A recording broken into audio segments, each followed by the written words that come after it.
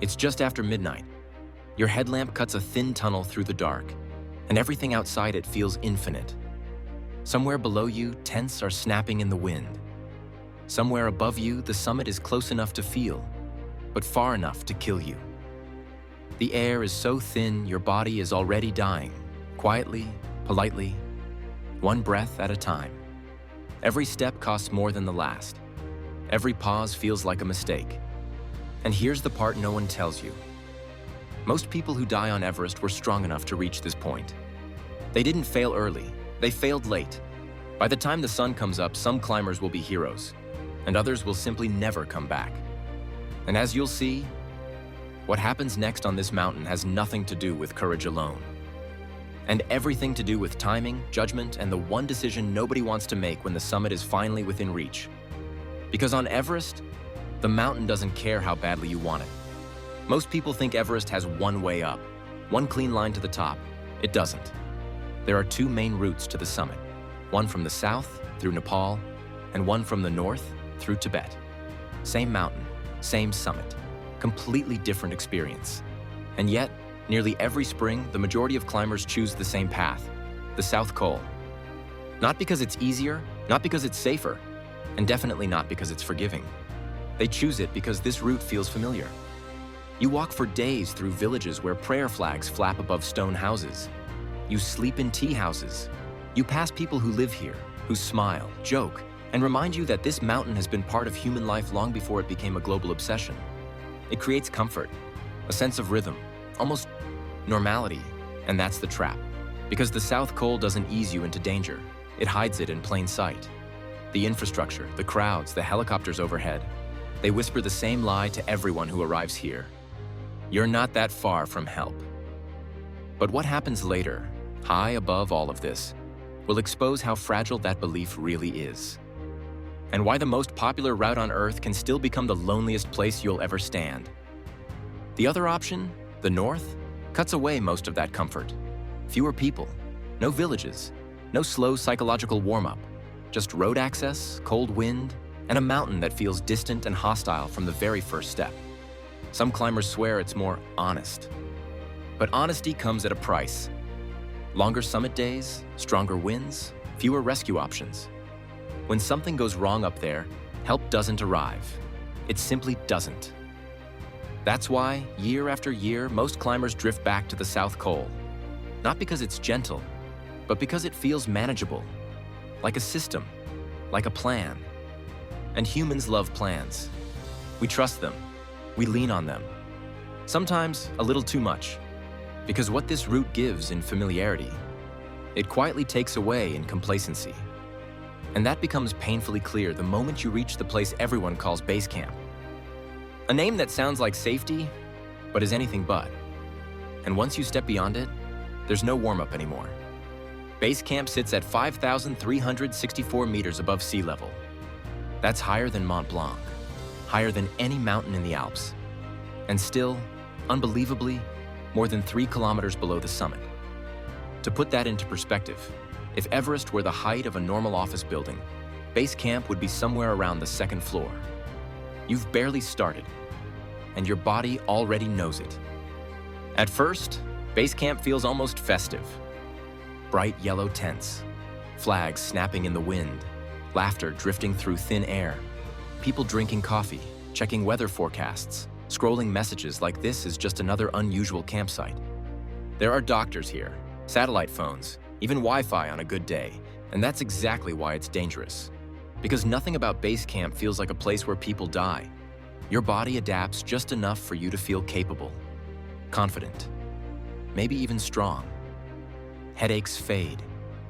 Breathing feels manageable. You sleep poorly, but you sleep. And somewhere in that adjustment, a quiet thought starts forming. If this is Everest, maybe I've got this. But base camp is not Everest. It's the waiting room. And beyond the ice just ahead, where the ground begins to move beneath your feet, the mountain stops pretending to be friendly. That's where the real cost of this climb is finally revealed. The Khumbu Icefall doesn't announce itself. There's no gate, no warning sign. Just a subtle shift in the ground. Snow hardens, the air sharpens, and suddenly nothing feels stable anymore. This is where the South Col route shows its teeth. The icefall is a frozen river, except it never stops moving. Massive blocks of ice, some as tall as apartment buildings, slide, crack, and collapse under their own weight. Crevasses open without warning. Ladders stretch across gaps so deep your headlamp can't find the bottom. You step onto the first ladder and your brain immediately does the math it shouldn't. 1 foot wide, aluminum rungs, thousands of meters of nothing below. Great place to discover a fear of heights. Every climber crosses here the same way, early morning. Not for romance, for survival. Cold slows the ice, sun wakes it up, and when it wakes up, it kills. There's no heroism here, no epic moves, just quiet, focused steps. Clip, unclip, step, breathe. And here's the part that messes with people. You don't cross the icefall once. You cross it again, and again, and again. Each rotation back to higher camps means returning to this place, knowing exactly what it can do. Knowing that skill doesn't matter when a Serac decides it's had enough. And yet, every season, people keep stepping into it, because what waits on the other side feels worth it. At least for now. On the far side of the icefall, the mountain exhales, just a little. Camp 1 sits at around 6,000 meters, perched on the glacier beneath the dark walls of Nuptse. You'd think surviving the icefall would feel like relief. It doesn't. It feels like tension. Finally letting go of your shoulders all at once. This camp is strange, temporary, restless. No one settles in for long. Tents hum and snap all night, and the cold bites harder than you expect. Sleep comes in fragments. 10 minutes here, 20 there, interrupted by the sound of ice shifting somewhere beneath you. From here, the route opens into the western CWM. And for the first time since leaving base camp, Everest looks almost gentle. The terrain smooths out. The slope relaxes. The path to Camp 2 stretches ahead like a frozen highway between Everest and Lhotse. It's one of the flattest sections of the entire climb. And that's when the sun hits. The western CWM becomes a solar oven.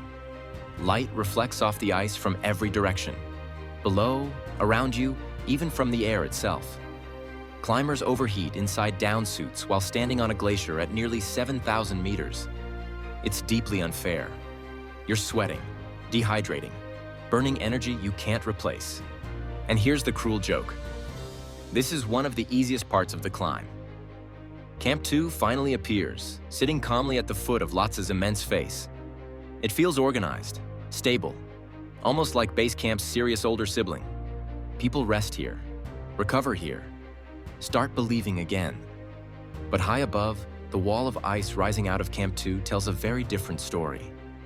And it's waiting for everyone who thinks the hardest part is already behind them.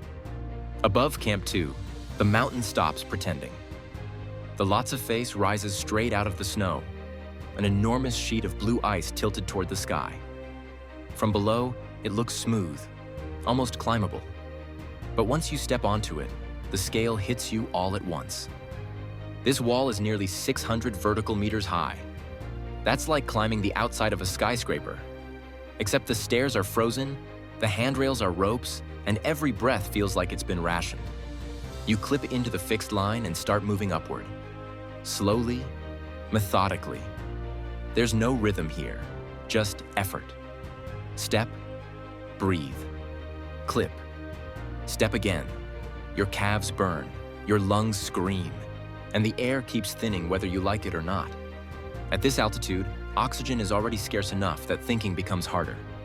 Simple decisions take time. You catch yourself staring at your carabiner longer than you should, wondering if it's really locked. It is, probably. Camp 3 clings to the face itself, a line of tiny tents bolted into the ice at around 7,160 meters. There's no walking around here, no pacing. You crawl into your tent and lie there, listening to your own breathing, loud, mechanical, almost unfamiliar. This is where many climbers quietly meet the truth. Not everyone breaks down. Some just know. The body isn't adapting. The numbers don't lie. Headaches don't fade. Strength doesn't come back, so they descend. No announcement, no drama. Just a decision that will never make headlines. And the ones who stay, who convince themselves this is normal, that everyone feels like this, they don't realize yet that the mountain hasn't even shown them its most dangerous side. Because above Camp 3, the climb stops being about getting stronger and becomes about how little time you have left to get everything right. The climb from Camp 3 to the South Col feels endless. Not because it's the longest stretch, but because it strips away the last illusion of control. You leave the Lhotse face behind and move higher, step by step, into thinner air and harsher wind. The slope steepens again. Snow turns brittle. Rock appears where you wish there was ice. Every movement demands intention. Nothing is automatic anymore. Then slowly, the South Col comes into view. Camp 4 sits at around 7,925 meters, nearly 8 kilometers above sea level. To put that into perspective, that's like standing on top of Mount Kilimanjaro, and then stacking another mountain on top of it. Your body was never designed for this, not even close. This is where the death zone begins. Above this point, your body cannot recover. It only decays, cell by cell, minute by minute. Even resting burns energy. Even sleeping costs oxygen you don't have. Your muscles weaken. Your judgment dulls. And the cold, sharp, dry, relentless, slips through every layer you're wearing. Almost everyone here is on supplemental oxygen now. Not as a luxury, as a necessity. The South Col is not a place you settle into. It's a place you survive just long enough to leave. Tents are anchored against hurricane-force winds. Stoves struggle to melt snow. Conversations are short, slow, and strangely calm. And this is where a dangerous thought creeps in. I've come too far to turn around now. It feels logical. It feels earned. And it has led countless climbers into decisions they would never make at sea level. Because from here, the summit looks close, achievable, almost reasonable. But what happens above the South Col doesn't care how far you've come. Only how well you can think when your brain is running on fumes. Summit day begins before the day even exists. Around midnight, headlamps flicker on across the South Col, tiny dots of light trembling in the wind. No one says much. There's nothing left to explain. You check your oxygen, check it again. Gloves, mask, harness, everything feels clumsier than it should, like your hands belong to someone else. Then you start moving. The cold is immediate and violent. Minus 30 degrees, sometimes colder with wind chill. Each breath hisses through the mask like a reminder that this isn't natural, that you're borrowing time up here. The line snakes upward, slow and deliberate. Step, breathe. Step again. You're moving so slowly it almost feels like standing still. If someone told you this pace could decide whether you live or die, you'd think they were exaggerating. They're not. Hours pass. The sky begins to lighten, just a little. And with the sunrise comes the first cruel comparison. The shadow of Everest stretching across the Himalayas, longer than anything you've ever seen. Like the mountain is reminding you who's in charge. You reach the south summit. Not the summit, just a false one. The real top is still ahead, across a narrow ridge that drops thousands of meters on either side. At this height, your brain struggles to process depth. One misplaced step, and there's no second chance. This is where the Hillary Step used to rise, a vertical barrier just below the top. It's changed now, softened by the earthquake, but the exposure hasn't. The air is still disappearing. Your oxygen gauge is ticking down. Time becomes something you can feel slipping away. And here comes the question. Quiet, dangerous, unavoidable. Do you keep going? Because the summit is finally close enough to touch. But turning back now might be the bravest thing you do all day. And what you choose in the next few minutes will echo long after your footprints are erased from the snow. The summit arrives quietly. There's no dramatic reveal, no sudden triumph, just a small rise in the snow, and then nothing higher left to climb. At 8,848 meters, you're standing on the highest point on Earth. Higher than cruising airplanes, higher than weather, higher than your body can properly function. If the planet were a globe on your desk, This would be the very tip of the pin holding everything together. Most climbers stay no more than 10, maybe 15 minutes, not because they don't care, but because the mountain is already taking payment. Oxygen drains faster here. Fingers go numb even inside thick gloves. Simple tasks, clipping a camera, turning your head, feels strangely difficult. Some people cry, some laugh, some feel nothing at all. And there's a strange realization that hits almost everyone at the top. This is it. This moment you imagined for years lasts less time than a coffee break. A few photos, a flag, a glance at the curvature of the earth. Then guides start urging people to move. Gently at first, then more firmly. Because the summit isn't the goal is to leave. Most accidents on Everest don't happen on the way up. They happen after this moment, when climbers are exhausted, oxygen is low, and the emotional high has already burned itself out. You turn around, take one last look, and begin the descent. Your legs feel hollow. Your thoughts feel slower. The mountain hasn't changed, but you have. And somewhere below, the South Col is waiting. The problem is, it's much farther away than it looked on the way up. While most climbers are funneled up from the south, there is another way to reach this summit. The North Kernel. From a distance, it looks cleaner, quieter. No Khumbu Icefall. No ladders swaying over blue voids. Fewer people. Fewer distractions. And that's exactly why some climbers are drawn to it. The north side begins higher, on the Tibetan plateau. You drive closer to the mountain. You skip the long village approach.